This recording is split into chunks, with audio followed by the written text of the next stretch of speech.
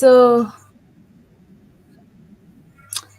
today our session is going to be on personal finance management. We have 6 learning objectives today. One is we are going to understand the fundamentals of personal finance and why it matters. We are going to create and maintain a realistic personal budget. We are going to identify and manage spending habits. We are going to plan for savings, investments, and emergencies. We are also going to understand debt management and credit health. We are going to set short and long term financial goals throughout our lessons today. So, we start with the introduction. What is personal finance? Personal finance management refers to management of individuals or household finances. In short, it basically means how are you able to manage your finances, be it at individual level or at home. How are you able to manage your finances and make sure you don't maybe go into credit, go into debts and personal finance involves savings, budgeting and investing. It's important that we manage our finances well. One, it assists in making financial decision making.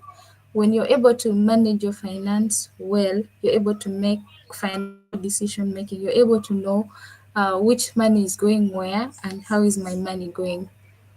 Better money management. Personal finance helps in preparing one for uncertainty. When you're able to manage your finances well, you're able to be ready for anything that might come across. For example, something that you have not planned for. But then when you know that you have money somewhere, you're able to cater for that. We have myths surrounding money management. One of it is that people think budgeting is only for the rich. People think that when you need to budget, you have to be that rich tycoon and all that. And the other thing is that one of the other myths is that I don't earn enough to plan my finances. People think that they need to earn that high amount of money so that they're able to plan their finances on what needs do they want. Talk about needs and wants and all that. So they think that they really need that too much money so that they're able to plan their finances well, of which it's not the truth. These are just some of the few myths that I've come up with around money management among people. So we're going to talk about budget and expense recording. What is budgeting? Budgeting is financial planning, whereas expense tracking is monitoring where your money goes. In short, budgeting is how are you able to plan for your money. You're budgeting like this amount is going into this and the other amount is going into that. Expense tracking, from its word, it means that you're able to monitor where your money is going. You're able to know that this amount of money has gone for medication, this amount of money has gone for food and all that. So it is important to monitor your income and expenses for successful tracking. You should always pay close attention to how and where your money is going. This is through budgeting and expense tracking. You should always know what money is going where and for what reason. You can easily do this by having phone apps. These are the few apps that I've used, the My Money app. So it helps you know what money is going into what expenses. There is MyFin expense tracker that is on iOS. You're using iPhone, that's how it is. Money manager, there is My Money, there is MyFin. You're able to also know, you're able to pay clear attention to where your money is going through using an Excel sheet. You can use an Excel sheet in recording where your money is going.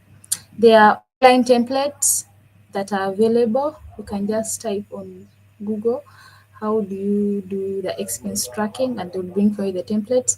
You can easily do that on a paper with your pen. You're able to record this amount is for this and the other amount is for that. Saving and emergency funds. Saving, in short, means putting money aside for future use, whilst budgeting is a process that involves developing a plan to spend your money. Savings can be done through mobile money, which is very convenient, and also the bank. Some time back, mobile money used to be very convenient, especially if you want to withdraw, but these days I think there's some challenge with mobile money. So I would recommend you use it when it's very convenient, because currently it has issues and all that. I won't recommend it right now, but it's very good for savings. And also the bank, there are very many banks that do have savings account. You can go there and open bank account with them, and you're able to save your money. One can easily track their income and expenses to avoid overspending, e.g., the rule of 50% needs, 30% wants, and then 20% savings. The question is, what is a need and what is a want?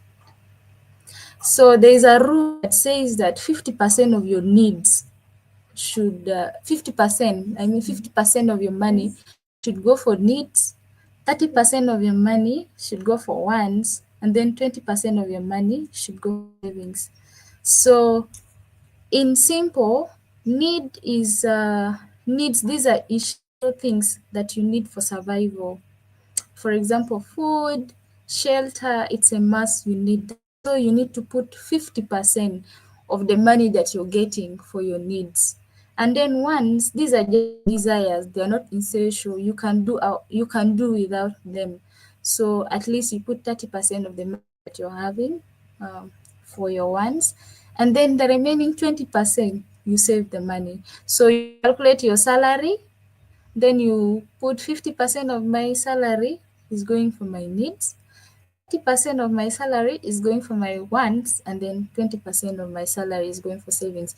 By doing all that, you're able to know what money you're going to have, for example, at the end of the month or at the end of the year from your savings, and what is mostly taking most of your money. You're able to know that, you're able to track your expenses and all that. So we are going to talk about the investment basics. Investment involves using money with the goal of achieving financial gains. Investment can be in form of stock market. Stock market basically involves selling of stocks or shares, where investors trade shares. Some companies as well, they advertise for shares. So you can invest in them by buying their shares. You can also invest in real estate. You can also invest in gold. So these are the investment options that I've mentioned that you can use, and you're able to get a financial gain at the end of the year. Yes. Saving is essential, but investing increases financial growth. Saving is very important, but investing increases financial growth. So you're able to save, it is good, but I believe that when you're able to invest somewhere, you're able to get more than the savings that you want. Not that investing in stock comes with risk, or in any other thing. When you're investing in, it comes with risk. For example, inflation. Right now I think we are facing even hyperinflation, which is consistent increase in prices. So when you're investing, you should keep in mind that things may change anytime. Exchange rate is not constant, it changes. So you should put in your mind that anything can happen anytime. You will also face liquidity issues, not having enough cash when you're investing. So knowing that it's important, you should always put in your mind that there are risks that will come with your investment options. Financial goal setting. You need to first consider what you want to achieve, for example, short-term goal or long-term goal. Uh, in our previous sessions, I'm sure we are taught goal settings. We know what short-term goals one can achieve or what are the long-term goals one can achieve. You can combine savings and investments to assist in reaching your short-term and long-term goals. By this, I meant you can have your savings and you can as well as have your investments and be able to reach the goals that you have. For example, if you have short-term goal or if you have long-term goals. Bear in mind that goals should be SMART, which is specific, measurable, achievable, realistic or relevant, and time-bound. So you should set goals that are SMART. We are taught about goals once again.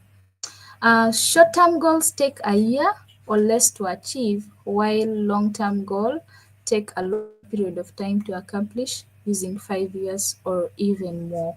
So short-term goals, even from how it is short, so you're able to achieve in a year or even in a month, and then long-term goals you're able to achieve usually 5 years or more. Uh, we discussed this in our previous sessions, examples of short-term goal and long-term goals. You can send in the chat box examples of short-term and long-term goals just to make our interactions, just to make us interact in our session today. You can send in the chat box, or later maybe I will give in an opportunity for us to talk on the short-term and long-term goals. Now, how do you protect your finance? One way of protecting your finance is through insurance. So insurance is a contract in which an individual or entity pays an insurance company in exchange for financial protection or reimbursement of losses resulting from a covered event. This definition is from Investopedia. So insurance is where you pay an insurance company and they are able to reimburse the loss that you will face in the future. So it's important to protect our finances by having insurance so that in the future when you don't have that money, the insurance company is able to reimburse you, or they're able to cover up what you have lost. So insurance is also a crucial thing in managing personal finance. That is to say, insurance helps in providing financial stability. Note, one should always be able to differentiate between personal finance and business finances. One should always mix the two when doing business. So personal finance is your individual finances, and business finances something to do with your business. So you don't have to mix your business finances with your personal finances. How do you build a personal finance plan? One way of building a personal finance plan is setting financial goals. You need to set your long-term and short-term financial goals so that you're able to build a personal finance plan. Two, you need to manage debts. There are so many cases.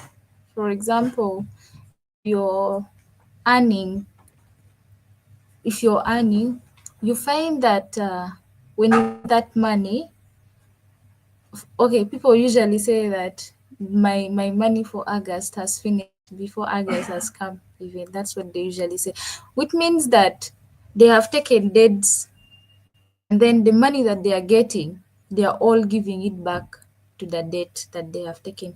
So you should always learn to manage your debts. Two, build an emergency fund. For example, insurance, the insurance and then the savings. You need to establish and follow a budget. So you need to form a budget. You need to know in a month how much are you consuming and how much are you saving. It's very crucial for building a personal finance plan. Fifth, you need to save for retirement. I know retirement comes at 65, I think.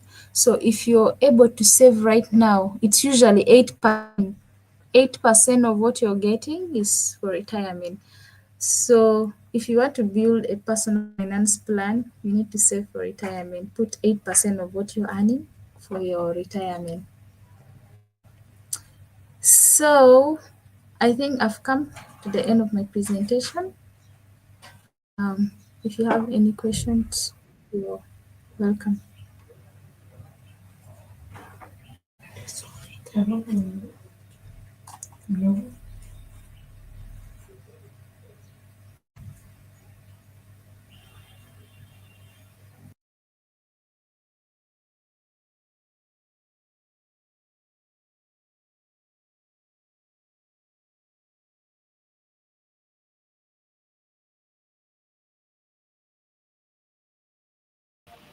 Hey, that was fast. Any questions, ladies and gentlemen? Do you have any questions? I think some of Yeah, yeah, the yeah. this is one thing they mentioned in the chat box, but there are necessarily no questions. But I think the point should be if you were able to follow the explanation. So if you have questions about personal finance, please ask. So I just want to make a few additions in the event that there are no questions. Please, one, with personal finance, you need to be very keen, like Ross mentioned. First, you need to know, of course, your income sources clearly. You need to map out your income sources clearly. You need to know where your money is coming from, and in many cases, you might have one, two, or three sources of income. And then after that, you need to use the 50, 50, 30, 20 rule, Ross, or what is it? Yes, 50 means 30 ones and 20 savings. 50, 30, and 20, right? Yes. Yes. So make sure that you use the 50 for essentials, right? And then the rest. And then you need to have something like an emergency fund that then helps you. That's what, like, for example, like now somebody would ask you, if anything happens now, are you able to handle an emergency? For example, an emergency of up to 500,000 SSP, 1 million SSP, or 2 million SSP. Are you able to handle such an emergency? And then also, for example, like in Juba, many of us are renting. Many of us do not live in our actual plot of land, and then we are renting. So usually, again, I read somewhere, as part of key finances, for example, make sure that, for example, the money you pay for rent, like, should not exceed about, let me say, should not exceed the money you pay per year should not exceed 2 full months of your salary. Let's say that let's say that if you get a pay of 500,000 SSP, that is in a year, in 2 months, that is 1 million SSP. Your rent for a full year must not go up to 1 million SSP if your pay range is within the figure I've mentioned. And then another important thing that Ross mentioned is also being able to track your expenses.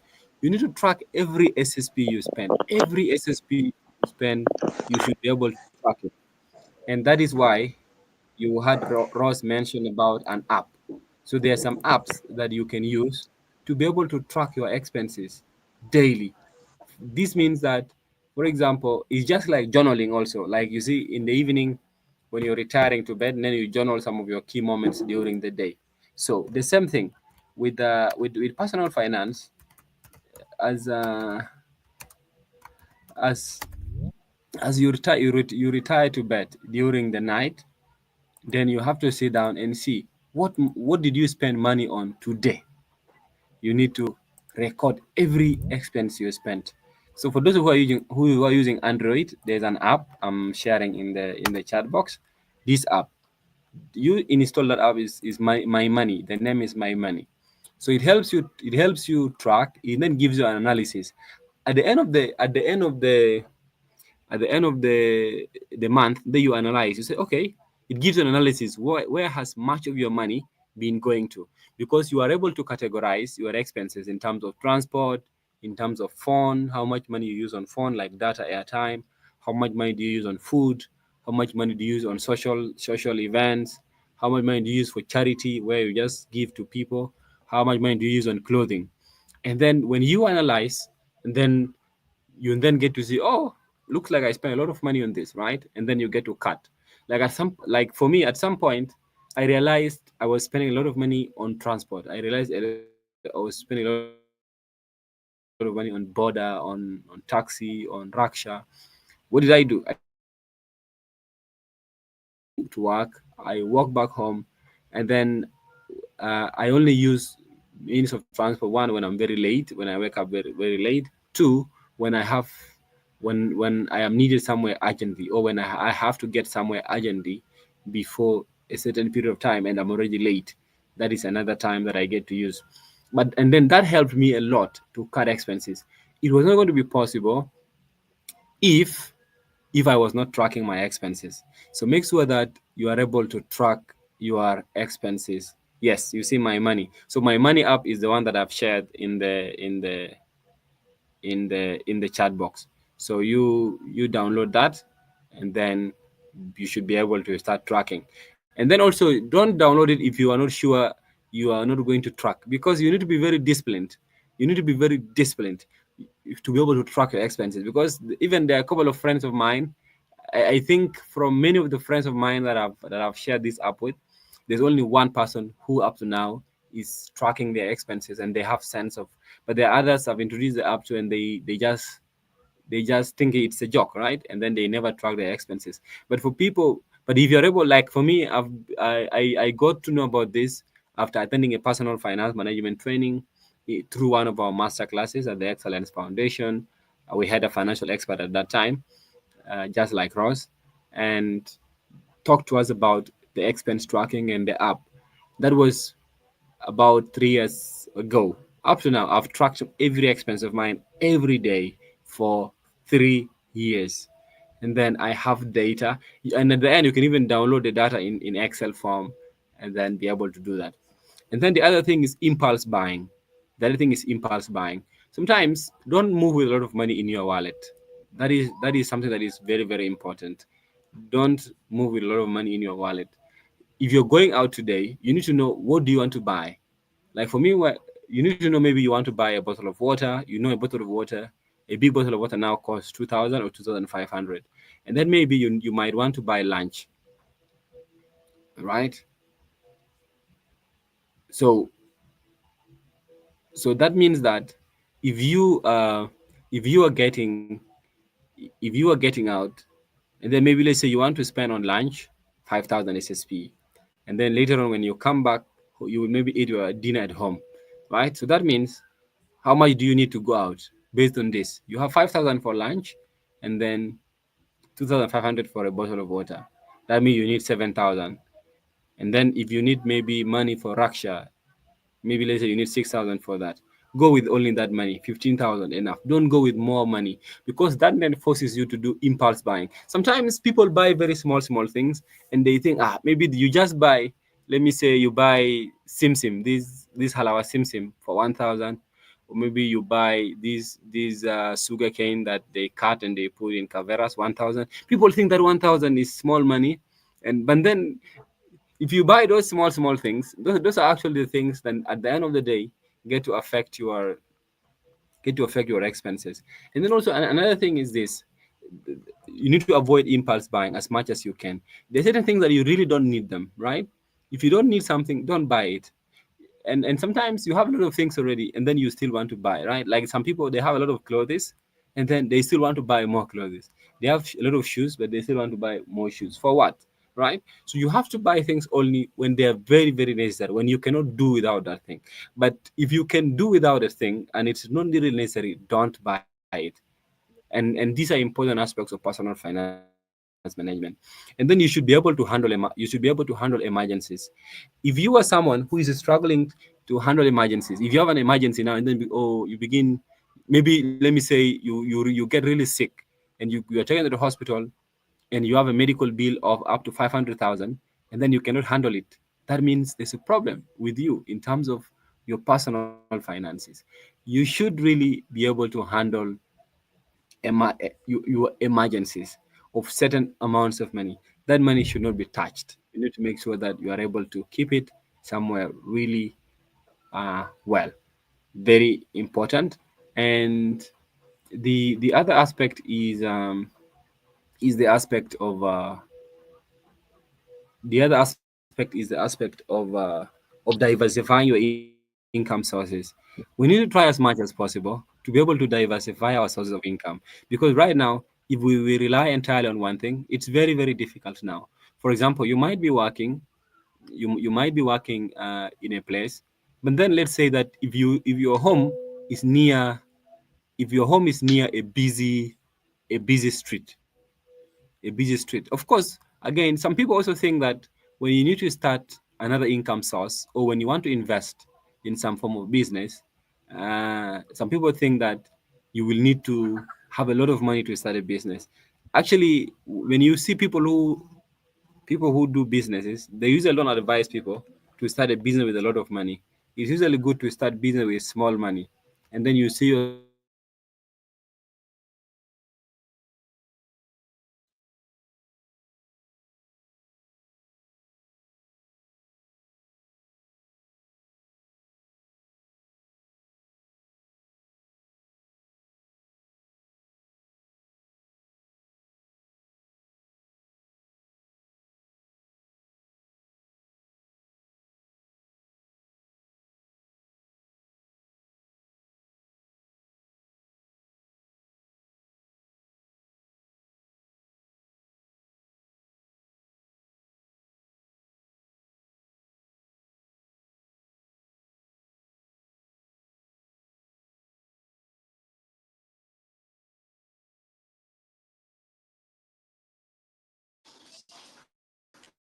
Yes, brother, you are not audible at my side.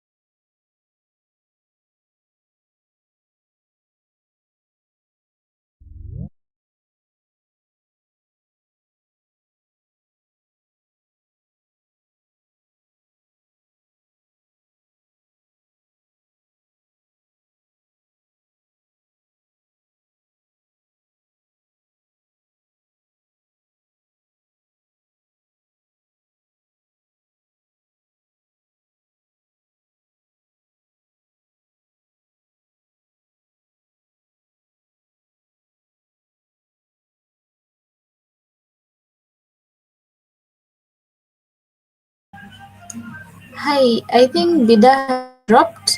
Can you guys hear me?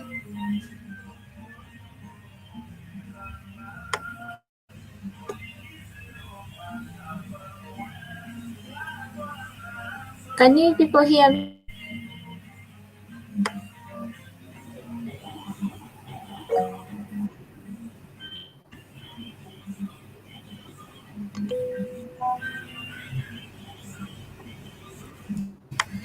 Okay, since Vida has dropped, so I think I will try to answer in Mien's question. He sent a question in the chat box saying, sincerely, my salary is in SSP and ours pound nowadays, you know the less values of it. So to be honest, I think my salary is 78,000 per month, and salary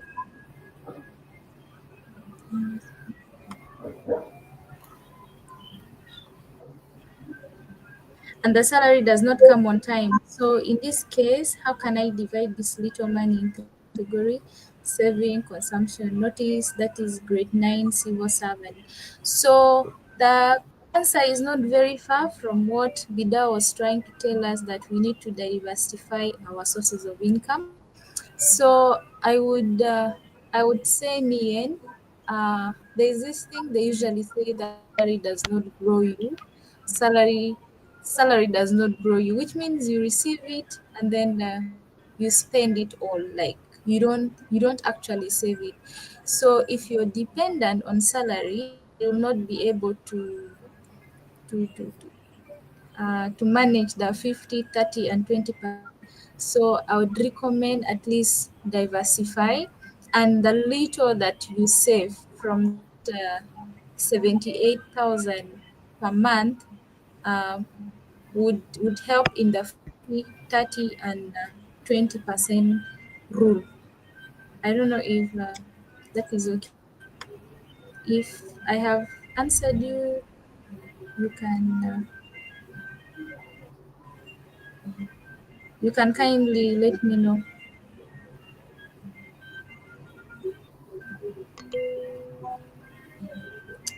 Okay, thank you.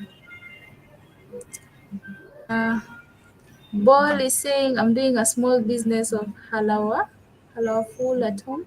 Honestly, I don't know how I spend everything, including the capital and the profit. And at the end, I just end up getting another money to start over again. What do I need to do really? So, Ball, I think you are not tracking uh, the money that you have spent. I think you're not tracking how much you're getting. So when you sell, let me say for example, you've sold the halawa full at home today. I feel like that money that you got today, you're actually spending it without recording it, without knowing whether it's going to be your profit and all that. So one thing you should know is that when you get that money, keep it until when that halal food is done.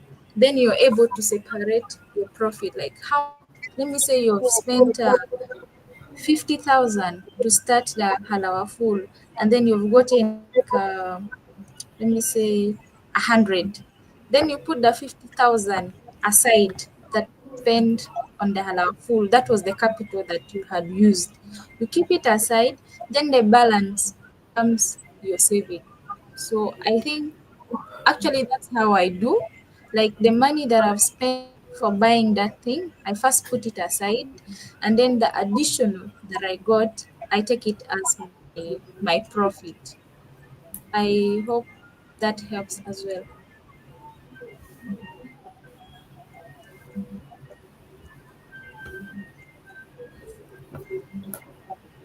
Nya Nyakwar, I hope I've answered you. Ball. Yeah, she said thank you. All right. Where did I drop? I was talking a lot and I realized I had dropped from the call. Yeah, you are talking on diversifying sources of income. Okay. So you answered the question from Guy. Guy is saying, I have impulse spending. Sometimes I can control myself to purchase something with little value.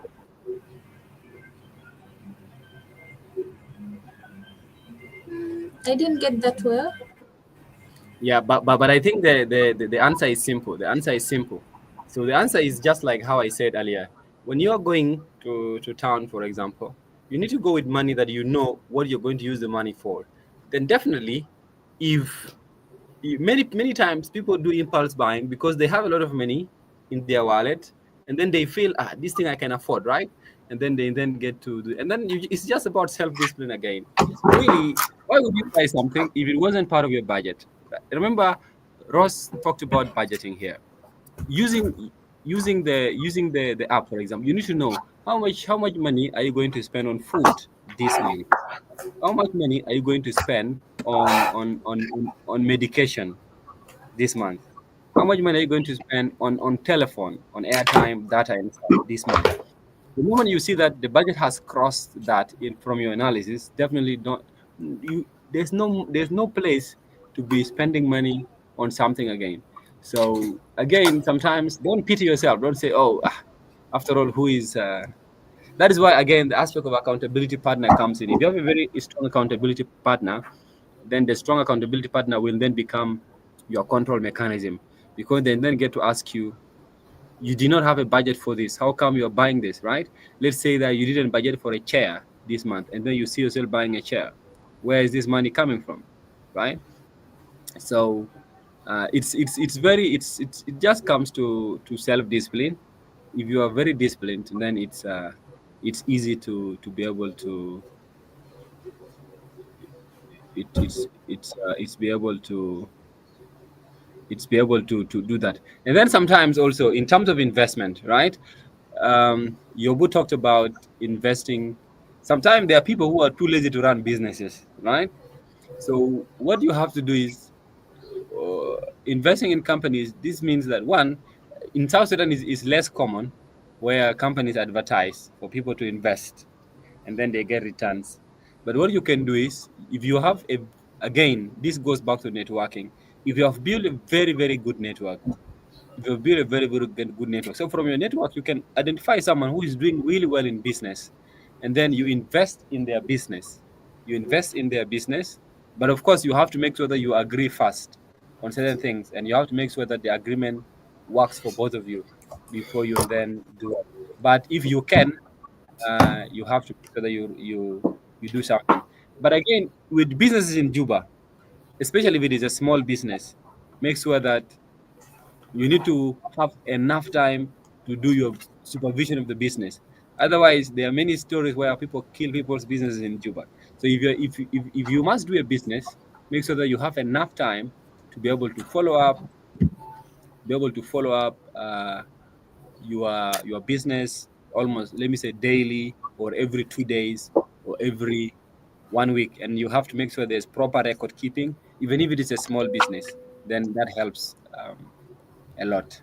So Yobu, there's a question for you from Mark. Mark is asking that you talked about investing in the stock market. Do we really have companies that deal in the stock market in South Sudan?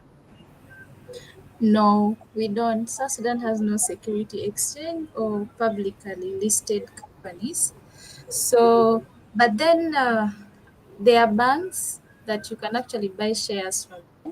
Companies also do have, though they are not publicly listed, but you can buy shares from companies. But there is a security exchange in Uganda, our neighbors. You can actually buy shares from MTN. MTN Uganda Hello. do have that, Yes, and other banks as well. you are there. I hope I've Hello. answered Yes. there.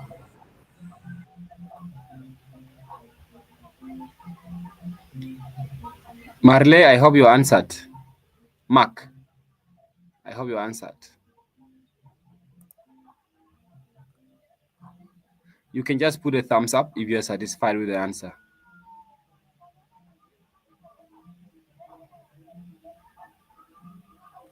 Okay. There seems to be no question. Yobo, there seems to be no question. No further questions. All right. Thank you very There, much for that. there's there's a hand from Nyakwar. Yes, Nyakwar, you're welcome.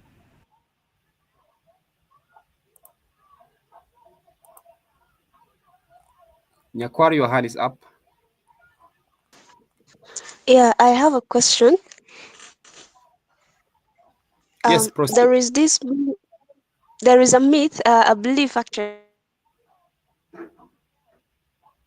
bank account, and I'm working. I'm not working. I don't have any source of income, but I thought of having a bank account. So I was told that of opening a bank account since you're not working. I really don't know how true is that. Is it a must that you should have a source of income? I thought to open it and try to save some money. If I get some money, I save it. So I don't know. What can you say about this? Ross? Did you say that one should open a bank account when they have a source of income? Or... That she was told. She was told Yeah. that. Oh no, there's no written thing that says that you need to have a source of income for you to have a bank account. As long as you know you're going to put money in the bank, you can open a bank account. So I don't think that myth is true. You can actually open a bank account and not maybe use it actually at the end of the day. And when you're opening a bank account in some other banks, some of them don't even ask for your sources of income.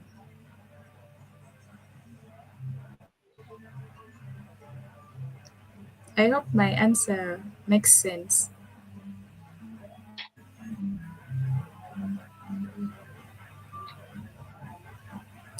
All right, thank you.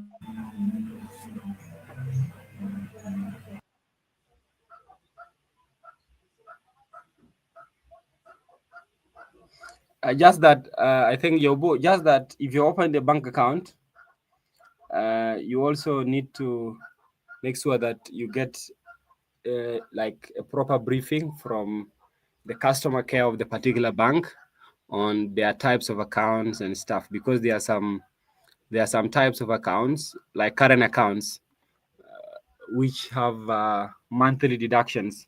So sometimes sometimes people don't understand those kind of accounts very well. So and she mentioned earlier at the start that you can do with things like savings account. So you have to make sure that you get a proper explanation from the particular bank that you want to use on on their services, things like deductions, so that you understand very well before you then proceed to open the account. That is very important.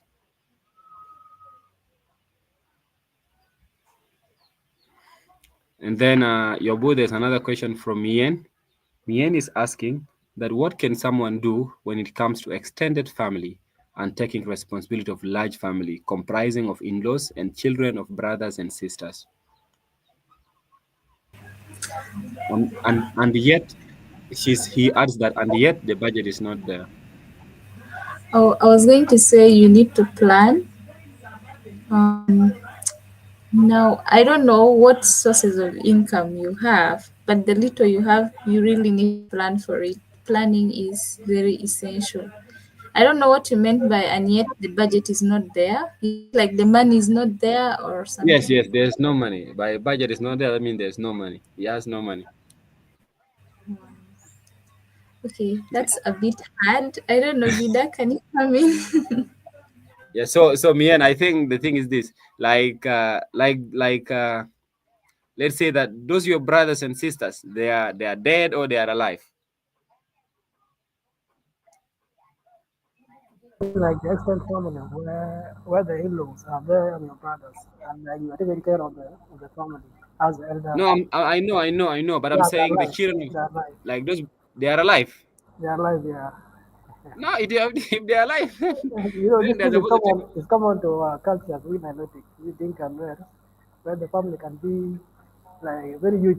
Uh, so you have to take Yeah, responsibility of the family.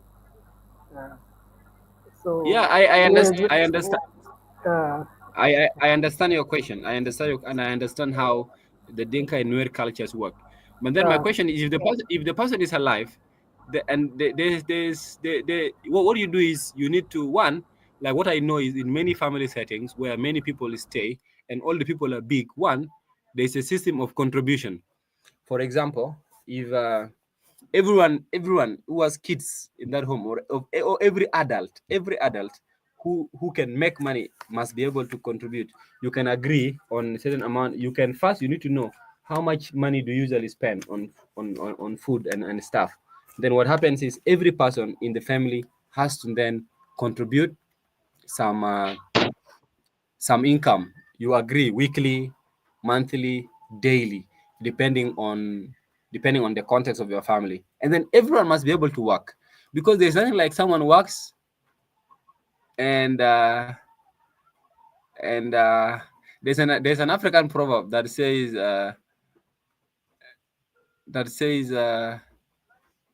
there's nothing like someone works and then another one just eats. There's nothing like that. So except the people, those the parents are not alive, right? But as long as the parents are alive, one, they really need to step up. They need to be encouraged to be able to be making to be able to taking care of responsibility. For example, what you can do is, if there's no way, like they cannot work, what you do is, if you have some if you have some money, like I mentioned again, if your home is on a busy street, or even if it's not in a busy street, there, as long as the home is where there are a couple of people, what you do is, you need to start up something even in front of the home. Start up a table where you sell some basic things, and then from there you can get 1,000, 2,000 daily, for salt, sugar, and stuff.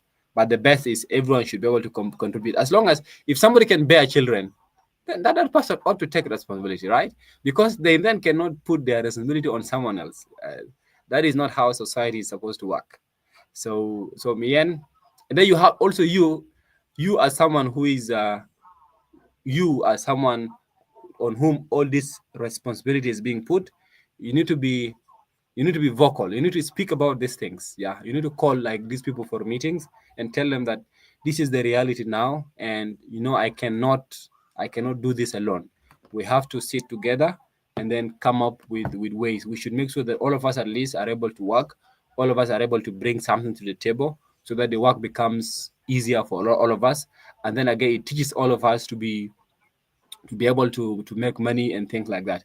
Because if you are taking care of responsibility of someone who is alive, and then already you are promoting laziness in some way, right? So this is what I would say on the issue. Yeah, but like Ross mentioned in the comment, you need to sit down, cooperate, because family is not an individual responsibility. Family is a shared responsibility. Even, for example, if you are two, you and your wife, all of you are supposed to be able to contribute. All of you are supposed to be able to contribute to the well-being of the family, because there are times where you might be really, really down, and that is when problems can come in. So try your best to talk about it. I think many times people suffer because they keep quiet. They don't want to talk. So Mien, don't keep quiet. You always talk, eh? Because when you talk, it then helps. Nyakwar, your hand is up again. Yeah, I hope you are getting me clearly. Yes, yes, Well, I have something to add to Mian, yes, based on the question he has dropped. Actually, it's yes. something so common with us, with our culture, that when you are there as the head of the family or the one responsible, everything is left on you. Mhm. You carry the whole burden, which is very wrong. Actually, it's something that our community really need to improve on. So with Mayen, vocal, as it's been said, try to sit with the family and divide the responsibilities. There are small things that shouldn't be counted on you. You look at some other responsibilities as well, they try to cover up on other roles. Like there is a way that every day you're the one to even buy this toothpaste, you buy even the soap for bathing, you buy everything in the house, which is very wrong. You try to divide the responsibilities on them. I mean, if they are a little bit big enough, you encourage them also to find ways of at least handle some other personal things that they can manage. That is it. So you be vocal enough with them, with their families, people at home. I know the condition. You find everyone is at home, a home of 20 plus, and everything is on you. The biggest, the smallest, which is very, very, very wrong. Yeah. Thank you, Nyakwar. Very insightful. I hope you have picked something, Mien. Yes, Brenda, I see your hand was up. Thank you, Vida and Rose. And I was sure that I didn't have any comment until I saw Mien's questions. And it prompted me to want to say something. You're So welcome. You're welcome. yeah. Um for all of us, I know it's not only Mien, and all of us find ourselves mostly in these kind of situations. And personally, what has worked so well for me is that I've been able to separate compassion from obligation. You get. So there are sometimes you care very deeply about your family, and then you feel that you find yourself saying yes to almost everything. You get. So you don't have to say yes to everything and to everybody. Be guided by your capacity, not just the emotions and not just the pressure you get. And it's okay for you to also budget for family support.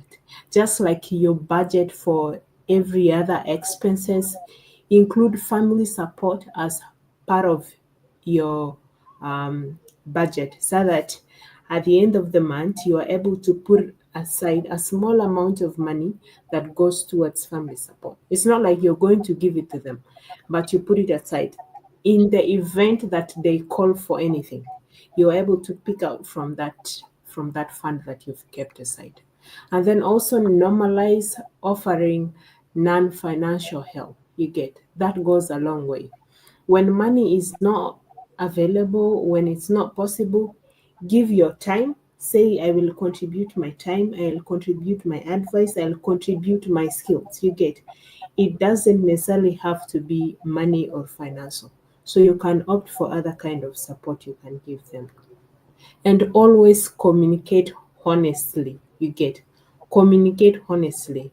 Culture is culture, but we need to the change needs to start with us. We need to outgrow some of these cultures because they are boxing us into a certain kind of a paradigm that is not working for us. So let's get out of it because we've already learned that it is not good. Yeah. So let's communicate clearly that honestly, this is the level of support I can give, and this is what I cannot manage to do. If you're not communicating, everybody feels like, oh, yeah, you're able to do that. So what? You can go ahead and you do. And just like Nyakwara said, encourage shared responsibility. Instead of you carrying everything, encourage other people to share the burden with you. Promote some kind of teamwork in your family. That way, it becomes a shared, burden rather than the burden becoming yours alone to carry. And then redefine helping. You get. Helping doesn't always mean giving money. You get. So it can mean anything else, including teaching people financial management. Even they don't know, some of them earn money but they don't know. You can connect them to opportunities, connect them to people from whom they can learn and all that. So you can offer your support, offer your help in so many different ways. And lastly, always strengthen your boundaries. It's okay to say no. You get. It's okay to say no. You don't have to always say yes to everything. You can't pour from an empty cup. By the time you fill your cup, then you will have enough to give it out. But if you yourself you are not okay, you are lacking, you can't give out. So you will be more useful to your family in the future if you are able to build stability first, which is right now. You get. So that's something that I wanted to add. Thanks, and over to you.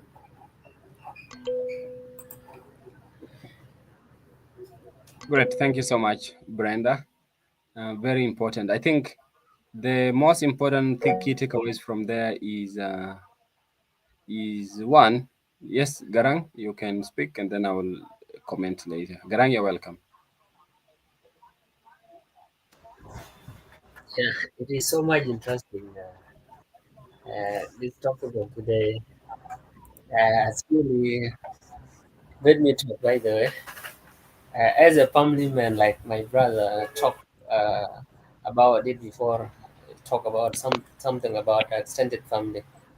For me, I came from the family that if it come like it is time for Christmas, you get a different call from here and there. Those are looking for clothes, shoes, and whatever. And for our culture, it is like if you drop all these responsibilities, people will say that like you have distanced yourself from the family, and they will at the end they will do what they will say that you are not a responsible person.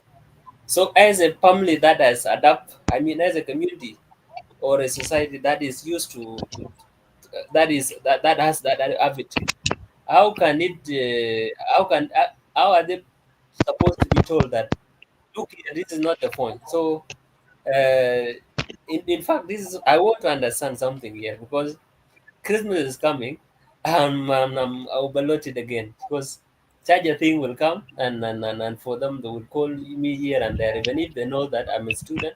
So they will call and even ask that uncle or what or whatever, and by there, so it is giving me hard time. At some point, even you forget your stomach, you end up being bankrupt because of some responsibilities.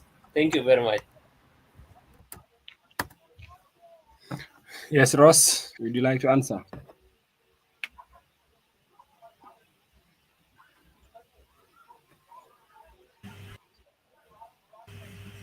Hi, I didn't get the question so well. I don't know if Garang, you mind asking again?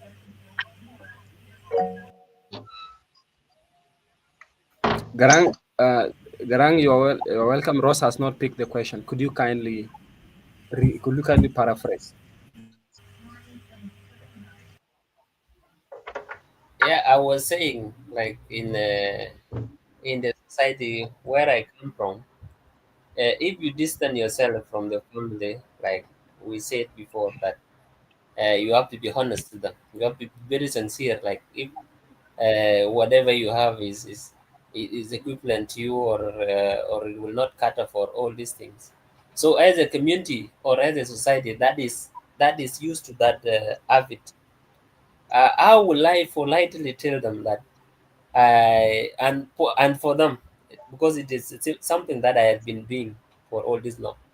How will now I stop them after I learn this? How will I stop them, or how will I politely talk to them in the way that they will understand? Okay, Garang. I think they'll understand if it is something that you've been doing, and then it's just maybe this time that you're telling them you don't have. I'm sure they're able to understand the situation. Maidala.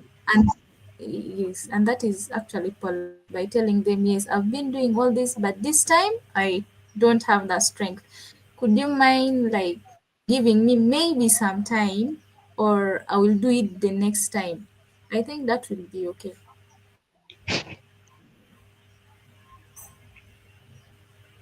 Was that okay, Garan? Okay, thank you. Thank you very much. Yes, and I think also Brenda answered the question previously. You have to be very open in your communication. You have to be very vocal. You have to tell them, "I don't have this," right? Because now if you don't have it, where would you want to kill yourself? Just because they asked and just because they say it's your responsibility. No, that's not how things work in modern society. You really have to educate them. That is where your aspect comes in.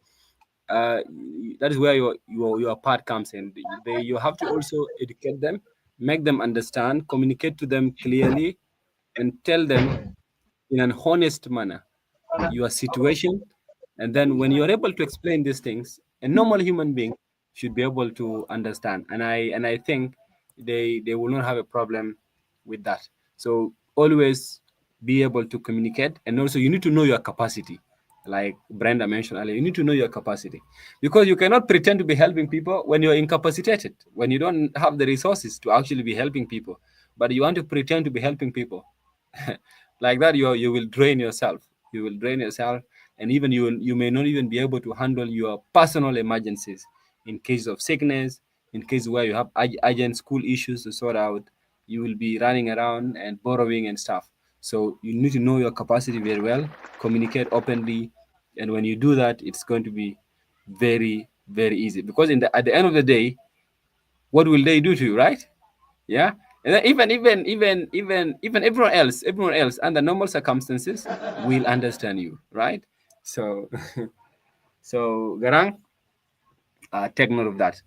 And then yes, most importantly, I think the most important thing is the budgeting part, where you know your sources of income. You know these are your sources of income, and you know what are your priority expenses, right? And then you then budget. What do you need? How much do you need from this money? How much are you going to give your? How much are you going to put aside for family support? How much are you going to put aside for medical bills? How much are you going to put aside for your phone? How much are you going to put aside for transport? How much are you going to put aside if you're someone who likes entertainment? How much are you going to put aside for entertainment? If you're someone who likes drinking alcohol, how much are you going to put aside for alcohol? You need to have a clear answer. Is there any question that has not been answered?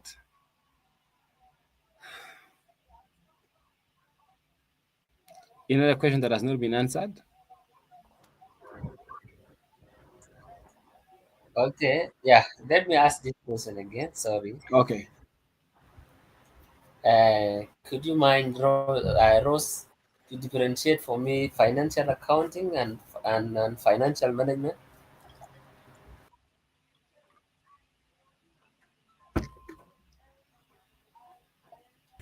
As a subject or as a definition? I don't know, because there's financial accounting as a subject, there's financial management as a subject as well, but they are both related. I think he wants definitions. Oh, let me Google for clear definition. Okay, nice. Thank you.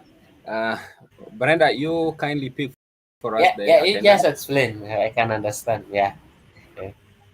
I think financial accounting more or less relates to the calculations, and stuff. But then now the management part is now the practicals part of it, ensuring that ensuring that the right money is put in the right place and not in the wrong place. That is the meaning of management, right? To ensure that you do the right thing at the right time. And when it comes to finances, of course, making sure that the right money goes where it's supposed to be.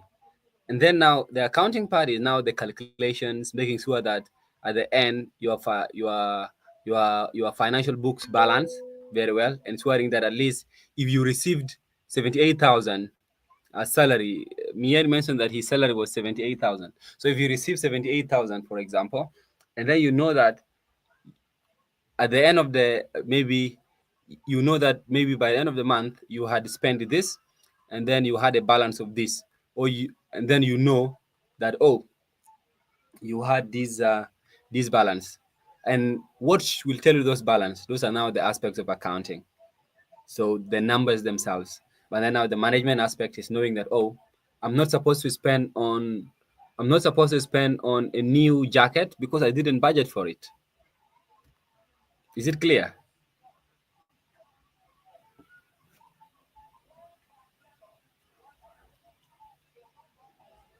So the attendance has been shared in the chat box. Please complete the attendance. Complete the attendance. It's very important. So how many of you have installed the app? How many of you have installed the app? Yes, well If you have understood. installed the app, you put a thumbs up. Thank you. Anyone who has installed the app for Android. And Brenda, this guy was asking the app for sorry, not Brenda. Ross, because you use iPhone. This guy was asking the app for iPhone, the one for money management. Maybe you can share with him the link for the one that you use. All right. Abraham, because he's an I'll iPhone sh- user. I don't know why Abraham uses iPhone. Abraham, Leader, eh. iPhone is a good phone. But then you keep asking us every time, right? You know, it has a capacity that can take everything. Like Maybe he just has test like oil the money. refining petrol. Okay. And then also You it know also what? takes good With it also takes iPhone, good photos, right? it can accommodate. Uh,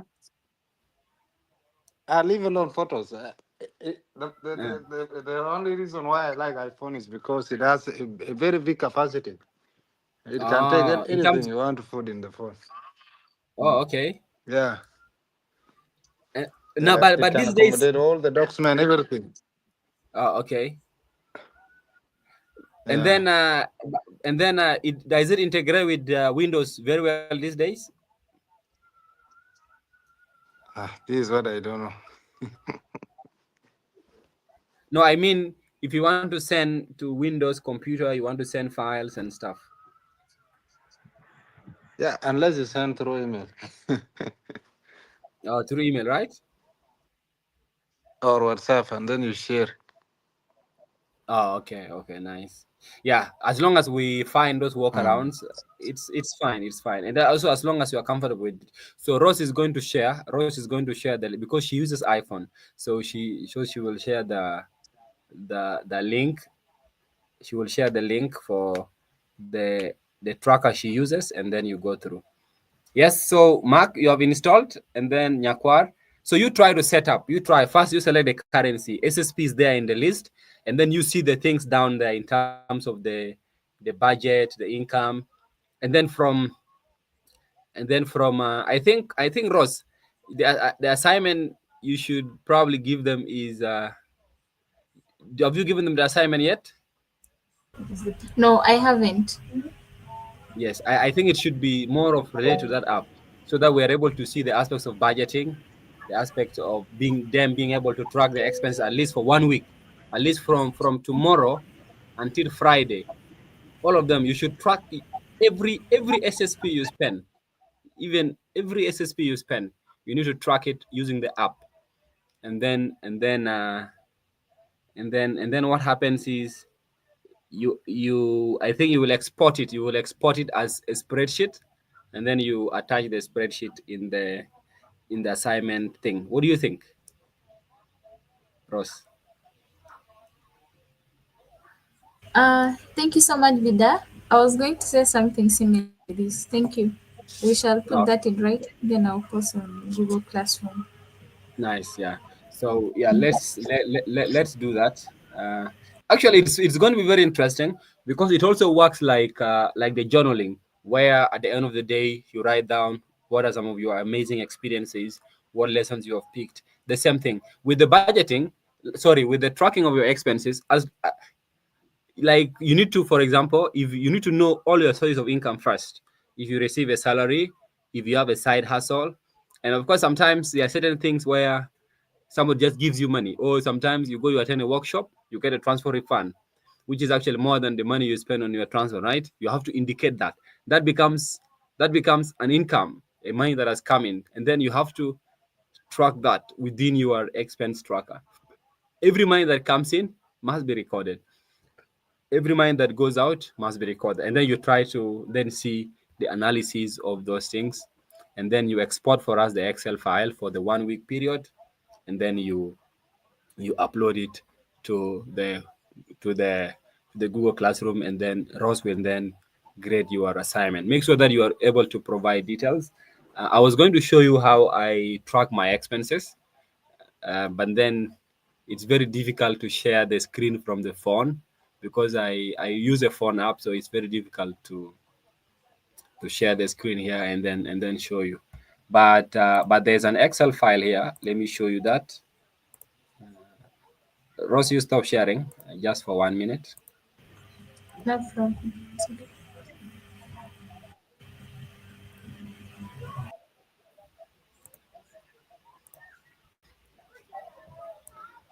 Yes. So this is a sample. This is a sample spreadsheet. I hope you guys can see. Yes. So this is a sample spreadsheet. One, I said you must clearly know your income sources. For example, you may have your salary, you need to put it here for January, for this. Like, but for you, you are starting in October. That means you will start yours from October. You don't need to include now for the months that have passed, because you may not remember some, especially the expenses. So you just start from when you are introduced to this system from October. And then also you may include other sources of income that you have. Like in this case, this person has interest and dividends and also miscellaneous. And sometimes you may include things like gifts and rewards, where somebody just dashes you money. And then you may include things like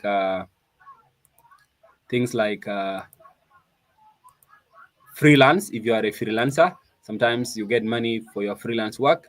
You can also include all those possible sources of income. It is there in the app. And then the other thing is then the expenses. So in the expenses, you also put based on the categories that are used to you. For example, giving. If, like, for example, you're somebody who goes to church, and you in the church you do offertory, you have to make sure that that is given there. And then we have charity, where you just decide to give money for charitable purposes. You have to do that. And then savings, you, like we said, you have to make sure there's an emergency fund, there's long-term saving that is there. And then home. Some of these things are not applicable to us, they are for Kawajat things. But then here we have rent. Like, let's say you pay your rent monthly, you have to indicate that. Utilities, these are things like probably electricity, water, the water you buy on from Bermil, or the water for drinking, right? And then phone, the phone you use, and then the other repairs you do at home. Uh, some of these things are not applicable to us. And then daily living. Daily living, these are things like maybe if you're somebody who takes your clothes to the Dobby for washing, you don't wash it yourself, and other aspects. And then transportation. Like here, you're somebody who uses public transport, Raksha, Boda, you have to make sure that that is reflected. Entertainment. Maybe you're somebody who likes going to Kilikili Anna every Thursday. You have to make sure that that is, or you like going for parties every weekend. That should be indicated there under entertainment, for example. And then health. Yes, health. This includes things like when you are sick, when you go, you buy drugs. And then holidays. If you're somebody who likes holidays, you have to also include that as your budget line. And then recreation. Maybe you're somebody who goes to the gym. The other day, Brenda was telling me she wants to start going to the gym. So you might want to include that as your recreation under recreation budget. Uh, include that, because in gym, I think you have to pay some fees. And then dues as subscriptions. Let's say that you are somebody who subscribes for, let me say you have DSTV, you have internet connection like Starlink, you have to pay monthly. You have to put that in your budget. And then maybe if you are part of an organization where so you're supposed to pay subscription fees to the organization, you have to make sure that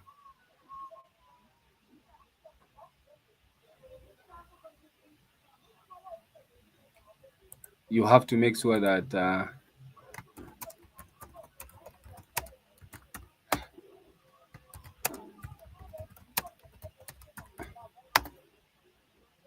you have to make sure that this is properly added.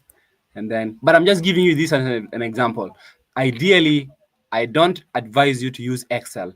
I advise you to use the app, because with the app, it's because even the app will send you notification that, hey, you have not added every I think every few hours they will send you that, hey, you have still not added your expense for today. They will add you. How many of you have used Duolingo? This Duolingo, the app for learning language. It's very crazy. So what happens is with this app, I will not advise you to use the I will not advise you to use the spreadsheet. This is just for explanation purpose, because you can do all these things in the app. Because the app is good, it sends you notification that, hey, you have not yet added your expenses for today. Please add these expenses. It will remind you from morning until night, and then you are able to what to add those expenses. And then clothing, yes, you are someone who goes to the saloon, you are someone who likes buying books, you have to include that. And then financial obligations, income tax. I think the taxes, mostly, so some of you are working, they are paid by your organization, they are not paid by you. Yes. And then others, any other payments that are relevant to your personal context, you have to make sure that you add them here. You have to make sure that you add them here. So kindly add that, and then add that, and that should be fine. That should be fine. So that is my addition to the issue of the budgeting, and I really encourage you to do that. Don't be very lazy about that, because money matters are very important. Money matters are really very, very important. If you are able to control your finances very, very well, if you are able to control your finances very, very well, and then you already have a real power that you hold. Yes, Marley, your hand is up. You're welcome.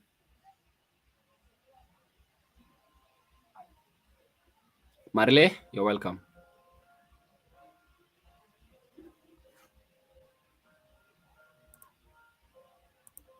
Yes. Hello. Good evening. Yes, yes. Okay. My question is just going direct to Bida.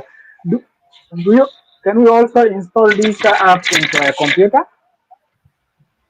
No, That is my the question. app, Thank you. the app is for fun. It's for fun. It's not for computer. It's for fun, because it is Okay. your Thank phone you. that is, yeah, it is your phone that is always in your hand. Okay. Thank you. Yes, you're welcome. For computer, of course, for computer there are other, for computer, for example, there are other apps you can also use for computer. For example, on the computer there's an app called for computer there's an app called I would advise you, for example, for computer you can use Zoho Books. There's an app called Zoho Books. Zoho Books is good. You can also use Brightbook. Brightbook is good for your personal records, just in case you want to use it on the computer. Thank you. Any other? Yeah, I think if there are no other comments, and if everyone is satisfied, we can have an early close to the session. I'm handing it over to Ross for her final comments, and then we can all run away. All right. Thank you so much, Binda, for the inputs, and thank you, colleagues, for joining today's session. This session, with all we have been saying, it's kind of practical, and it's going to be helpful for you because you'll be able to know what you're doing, and especially when it comes to money. So we should take this serious, not only for the assignment that will be given that you should use the app, but let it be something that you'll implement, and I'm sure you're able to see the change that will happen in you when it comes to managing finances. And then for this sheet that Bida has been using, I think it's been shared. For those that want to use it, you can also use it. I'll share that as well. And we should always be open in communication, as colleagues have said earlier. When it comes to money, do not promise what you don't have. Otherwise, thank you so much for joining, and thanks for all your input, for your attendance. I really appreciate. So I'll share the presentation on Google Classroom and the assignment as well. Thank you so much. Nice. Thank you so much, everyone. Yes, again, just a final reminder. We are giving you, especially, we have a lot of people who have not done assignments, several assignments that have not been done. So we are going to allow you to really finish all these assignments, to finish all these assignments as soon as you can. You need to finish these assignments, especially within this coming week. Try your best to finish, and then we will be pushing the graduation to 25th, at least, so that within the week of the 19th to 24th, you are able to finish any other. That will be a break week, a week for a break. That should allow you to finish any pending assignments and to do any clearance, especially to do with your assignments, so that at least we have high compliance in terms of the people who are finished. So again, yesterday I was able to highlight the people who have not finished certain assignments, like Abraham Athian. Yours for emotional intelligence is not there, for networking is not there, for professional profile, for core values. You have a couple of assignments that are not done. And then Callisto, you have a couple of them also not done. Medium article, email, networking techniques, uh, professional profile, a couple of them. You have to do that. And then Nyakwar, yes, Nyakwar, yours for networking techniques. And then for core values, Nyakwar, you have, and then there's assignment from the beginning. The one for interview preparation, Nyakwar, you did not submit that. For Nyakwar, you have 3 that you have not submitted. And then we have Anna. Anna has very many assignments that are not done. She needs to finish that. And then Guy, you have, yes, I think for Guy is compliant, is good. We have Command James, 1, 2, 3, 4, 5, 6. 6 assignments not done for Command. For Baka Joseph, I think Baka Joseph all done. Mien, you have 1. Yes, Mien only also for mental health is not done. So Mien, you have 2 assignments. And then Nicholas Kenyi, 1, 2, 3, 4 assignments not done. Majok, all assignments done. So we have like less than 10 people who have completed all assignments. So you have to go to the assignment aspect, check uh, check in terms of what assignments we've not done. Try your best to finish the assignments. And once you finish an assignment that you did not do before, you try to let us know. I think we are going to reopen all the assignments to allow you to be able to submit late submissions, and then we'll be able to track from our side. But we really encourage all of you to be able to finish, so that we graduate from this session. It is our sincere hope that the fellowship has been very useful. We will continue to interact, because we will be expecting some of you to facilitate some of the sessions in the next cohort.